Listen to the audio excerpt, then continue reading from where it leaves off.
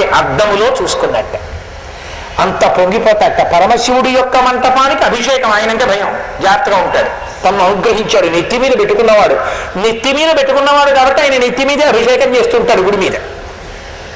కాబట్టి అమ్మవారి దగ్గరికి వెడితే స్వతంత్రుడు అమ్మ, కాబట్టి నాన్నగారి దగ్గర అంటే భయం. అమ్మ దగ్గరికి వెడితే ఏముంది, నాన్నగారి దగ్గరికి వెళ్ళి నాన్నగారండి 2-3 మాటలు చేతి మీద కొట్టడానికి కూడా ఏడా అంటారేమో అని. అమ్మ దగ్గరికి వెళ్తే అమ్మ నీకే చెప్పేది, ఇలా చూడు అది బుగ్గలు పట్టుకుని కూడా తిప్పేయచ్చు. అమ్మ దగ్గర స్వాతంత్ర్యం వేరు. అందుకని విశాలాక్షి మహాదేవి నిద్దంపు చెక్కుల నీడ చూచు, అమ్మవారి బుగ్గల అనబడేటటువంటి అద్దాల్లో తన నీడ చూసుకుంటాడ. చూసుకుని ఆయన బయలుదేరి వెళ్ళిపోతూ నిరించు నిన్నేటి ఇసుక తిన్నెల మీద చక్రవాకాంగన సముదయంబు. అసలే గంగ తెల్లగా ఉంటుంది, యమున నల్లగా ఉంటుంది. గంగా యమున పక్కన ఉన్నాయనుకోండి, పరమశివుడు శ్రీ మహావిష్ణువు కలిసి నించున్నట్టుంటుంది. అందుకే ఇక్కడ తిక్కన గారు విరాట పర్వం చేస్తూ కాళిందియును సురనదియును కూడినట్టి ఆ 2 గంగా యమున కలిసి వచ్చాయా అన్నట్టుగా ఉంది నాకు పరమశివుడు విష్ణువు కలిసి వస్తుంటే అన్నారు. అలా మహానుభావుడు ఆ గంగానది తెల్లగా మెరుస్తుంటుంది, ఆ నీటి ప్రకాశం. నిన్న నేను విమానంలో వస్తూ గంగ కనబడుతుందేమో అని చుట్టూ ఎవరైనా చూస్తే ఏమనుకుంటారో అని కూడా చూడకుండా కిటికీ పక్కన మా ఆవిడ ఉంటే దాని మీద పడిపోయి కిటికీలోంచి చూశాను, కింద కనబడుతుందేమో గంగ. ఆ గంగని చూడాలని నాకు తాపత్రయం. అందుకని ఆ గంగ తెల్లగా మెరిస్తే గంగ ఒడ్డు అంతకన్నా తెల్లగా మెరుస్తుంది సైకతం. ఎంత బాగుంటుందో అసలు ఆ ఇసుక, తెల్లటి ఇసుక తెన్నెలు. వాటి మీద కాశీపట్టణం మొత్తం మీద కొంచెం బాధగా కూర్చునేవి ఏవో తెలుసా, రాత్రి ఒక్క చక్రవాక పక్షులే. ఎందుకని అంటే వాటికి అసలే కామం ఎక్కువ, ఎప్పుడు భార్యాభర్తలు కలిసి ఉండాలనుకుంటాయి. వాటికి ఉన్నటువంటి దరిద్రం ఏమిటంటే చీకటి పడేటప్పటికీ వాటికి కళ్ళు కనపడవు కాబట్టి 2 తలకో దిక్కు వెళ్ళిపోయి అక్కడే ఉంటాయి ఇసుక తిన్నెల మీద.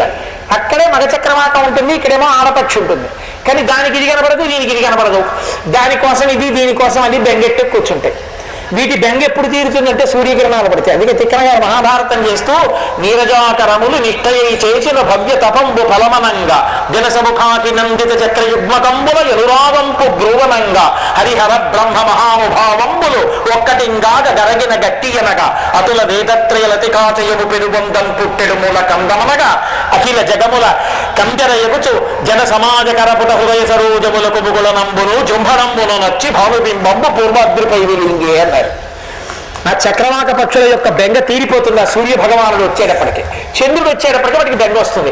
అవి తిట్టుకుంటే దిక్కుమాల చంద్రుడు వచ్చాడు, మనకేమో ప్రియుడు కనపట్టలేదు అని ప్రియురాలు కనపట్టలేదని ప్రియుడు ఏడుస్తూ అటు ఇటు వెళితే ఎక్కడ వెళ్ళిపోతామో దారి తప్పిపోయిన అలా కూర్చుని ఉంటాయి.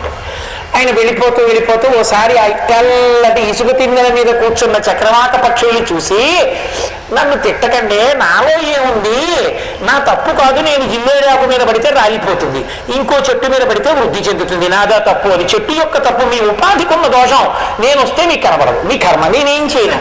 మిమ్మల్ని బాధ పెట్టాలనుకుంటానా? లోకమంతా చూడండి, నేను వస్తే సంతోషిస్తారు. పిల్లల్ని కూడా చందమావరా అదే, జాబిల్లిరా అదే అని అన్నం పెడతారు. మిమ్మల్ని ఎందుకు బాధ పెడతాను? మీ ఉపాధి దోషం, మీరు బెండ పెట్టుకోకండి నా మీద, నన్నేం అనకండి అని నిరించు నిన్నేటి ఇసుక తిన్నెల మీద చక్రవాకాంగన సముదయంబు. నా చక్రవాకాంగనలు ప్రత్యేకించి ఎవరిని సముదాయించాలి? మొగాయన్ని పర్వాలేదు, కొంచెం ధైర్యంగా ఉంటారు. ఆడవాళ్ళని బిక్కు పెడుతుంటారు, ఆయన కనపడలేదండి.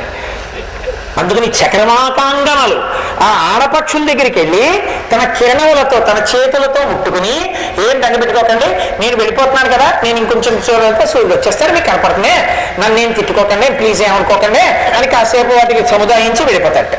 కాబట్టి నిరించు నిన్నేటి ఇసుక తిన్నెల మీద చక్రవాకాంగన సముదయించు అని దుర్గి విఘ్నేశ్వరునిష్ఠుర కంఠవేదిపై కొదమ చుక్కల రాజు గుస్తరించు. ఒక్క దుంటి విఘ్నేశ్వరుడి యొక్క కంఠం మీద మాత్రం చంద్రబింబం ఉంటుంది అని లోకంలో ప్రసిద్ధి. అందుకని తన చంద్రబింబం ఆయన కంఠం మీద ఉండబట్టి ఆయనకి దుంటి విఘ్నేశ్వరుడు అని పేరు వచ్చింది. మీకు చెప్తే ఆ దుంటి విఘ్నేశ్వరుడు ఏమిటో, ఆయన కథ ఏమిటో, ఆయన అల్లరేమిటో, ఆయన గురించి పరమశివుడు ఎంత స్తోత్రం చేశారో విశ్వనాథుడు, ఆ విషయాలన్నీ మీరు ఏదో రోజు చెప్పే ప్రయత్నం చేస్తాను. 9 రోజుల్లో అయితే ప్రయత్నిస్తానులేండి, తప్పకుండా చెప్పే ప్రయత్నం చేస్తాను. గణపతి గారు వదిలిపెట్టేయకూడదు. కాబట్టి ఆయన తాను చంద్రుడు, ఆ చంద్రుడే ఈయన కంఠం మీద ఉన్నాడు. ఎంత సంతోషంగా ఉంటుంది.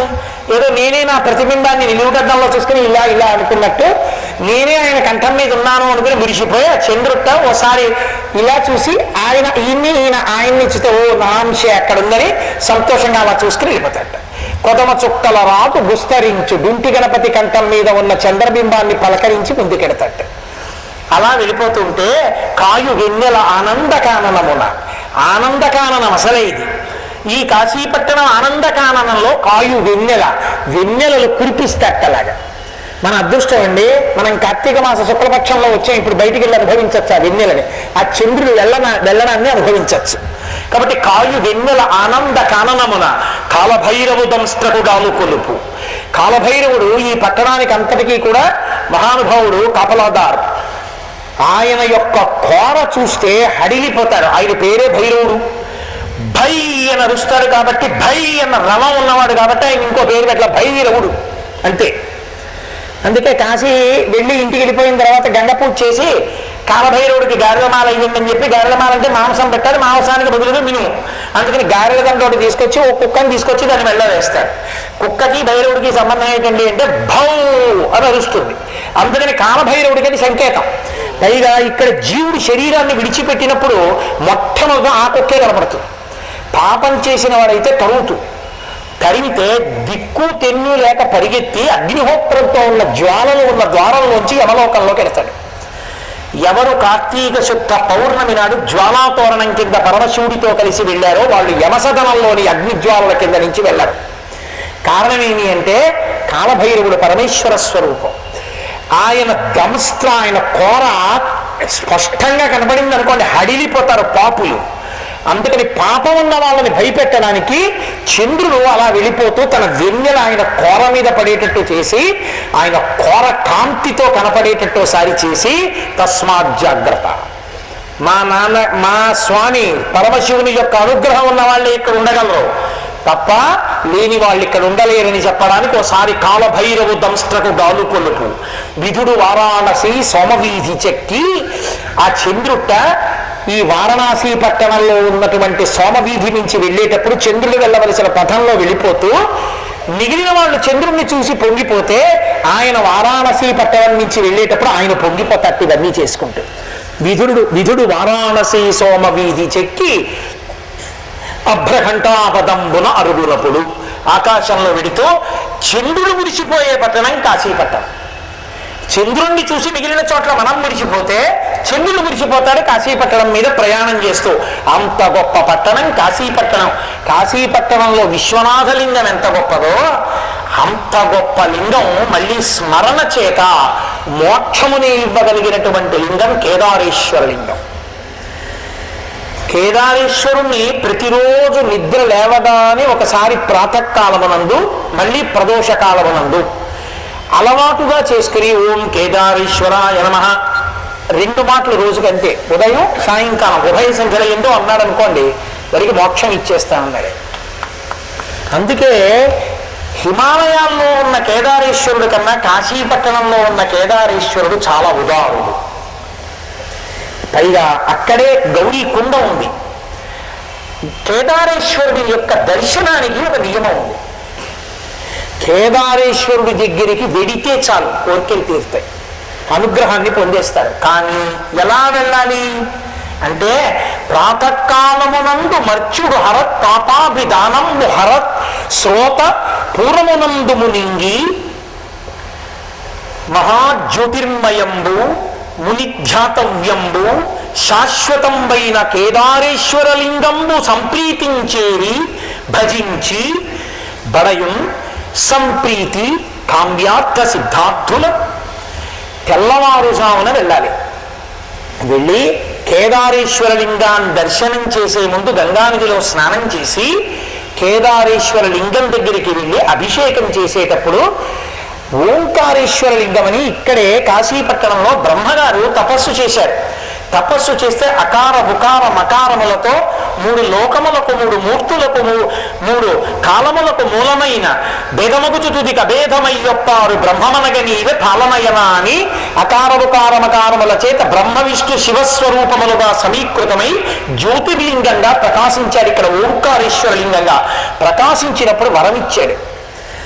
అభిషేకం చెయ్యాలి అంటే నమక చమకములు స్వరము తెలిసి ఉండాలి. స్వరం ఉదాత్త అనుదాత్త స్వరిత స్వరంలో చదవాలి. అభిషేకం ఎవరు కూర్చున్నారో వాళ్ళకి కూడా అభిషేక ప్రక్రియ తెలిసి ఉండాలి. తెలిసి తెలియని వాళ్ళు కూర్చుంటే అభిషేకాన్ని సక్రమంగా చేయలేరు. ఎందుకంటే అభిషేక విధానం ఒకటి ఉంది రుద్రకామ్యంలో, ఎంత చక్కగా చెయ్యాలో అలాగే చెయ్యాలి అభిషేకాన్ని. కాబట్టి ఇప్పుడు రుద్రం రాకపోతే అభిషేకం చేయకూడదు. రుద్రం వచ్చినా కొన్ని అధికారములు ఉన్నవాళ్ళు తప్ప లోపలికి వెళ్ళకూడదు. నా రుద్రో రుద్రమచ్చేత్, అందరికీ మహన్యాసం చెప్పరు, వాళ్ళకి మహన్యాసం చెప్పి అభిషేకం చేయించరు. కానీ ఓంకారేశ్వరుడు ఒక్క కాశీపట్టణంలో ఒక గొప్ప వరం ఇచ్చాడు. బ్రహ్మగారు పరమశివుడు జ్యోతిర్లింగంగా నిలబడినప్పుడు ఇక్కడ ఓంకారేశ్వరలింగంగా ఆయన స్తోత్రం చేశాడు. స్తోత్రం చేస్తే ఆయన అన్నాడు, ఈ కాశీపట్టణం వచ్చిన వాళ్ళు కానీ ఇతర చోట్ల కానీ, అంటే ఇతర చోట్ల అన్ని చోట్ల సంభవములు కావు, ప్రత్యేకించి కాశీపట్టణానికి వచ్చినప్పుడు నమక చమకములు స్వరంతో చెప్పడం రాకపోయినా ఎవరు వచ్చి శివలింగం ముందు నిలబడి నా స్తోత్రాన్ని బ్రహ్మగారు చేసింది చేస్తారో అటువంటి వాళ్ళు నమక చమకాలతో రుద్రాధ్యాయంతో సశాస్త్రీయమైనటువంటి అభిషేకాన్ని నాకు చేసిన ఫలితాన్ని వాళ్ళకి అనుగ్రహించేస్తాను అన్నాడు. అందుకే అశ్వమేధయాగాలు చేసిన ఫలితం ఎంత గొప్పదో అంత ఫలితం ఇక్కడ అభిషేకానికి. ఇక్కడ అభిషేకం చేసుకునేటప్పుడు మిగిలింది రాకపోయినా కనీసం ఇది ఒక్కటి చెప్పగలిగితే వాడు సశాస్త్రీయాభిషేకం చేసేసినట్టే. అందుకే కేదారలింగాన్ని పూజించాలంటే తెల్లవారుజామునే వెళ్ళి గంగానదిలో స్నానం చేసి చక్కగా కేదారలింగం దగ్గర నిలబడి ఈ అభిషేక మంత్రాన్ని బ్రహ్మగారు చేసిన దాన్ని చదివి అప్పుడు లోపలికి వెళ్ళి చక్కగా ఆయన మీద కాస్త పదార్థం వేసి బయటికి రావడం సర్వోత్కృష్టమైన పద్ధతి. మీకు నేను ఒక్కసారి వినిపిస్తాను, వినండి. ఇటువంటి కాశీపట్టణంలో వినడం కూడా అదృష్టమే. నమ ఓంకార స్వరూపాయ నమ సర్వరూపస్వరూపిణి నమో రుద్రాయ నమో భవాయ నమ శర్వాయ నమ ఉగ్రాయ నమ సామ యజుస్వరూపాయ నమో నాదాత్మనే నమో బిందుకలాత్మనే నమో లింగాయ నమో లింగస్వరూపాయ నమో భీమాయ నమ పశుపతయే నమస్తారస్వరూపాయ నమ శివాయ నమ కపర్దినే నమ శితికంఠాయ నమో మీఢుష్టమాయ నమో గరిష్ఠాయ నమో శిపివిష్ఠాయ నమో హ్రస్వాయ నమో బృహతే నమో వృద్ధరూపిణి నమ కుమార గురవే నమ శ్వేతాయ నమ కృష్ణాయ నమ పీతాయ నమ అరుణమూర్తయే నమో ధూమ్రపర్ణాయ నమ పింగళాయ నమ కిర్మీరవర్చసే నమ పాటలవర్ణాయ నమో హరితతేజసే నమో నానావర్ణస్వరూపాయ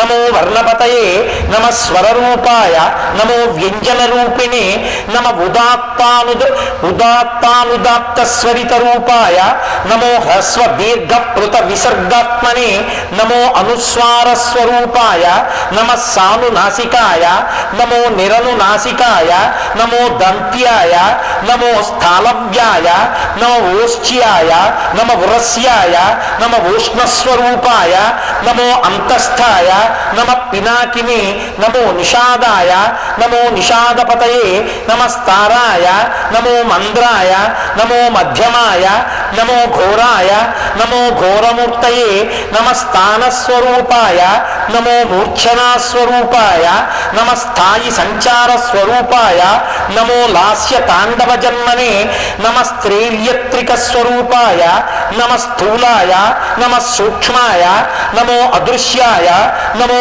ఆర్వాచీనాయ నమ పరాచీనాయ నమో వాక్ ప్రపంచ స్వరూపాయ నమ ఏకాయ నమో అనేక భేదాయ నమ సదసత్పతయే నమ శబ్ద బ్రహ్మణే నమ పరబ్రహ్మణే నమో వేదాంత వేద్యాయ నమో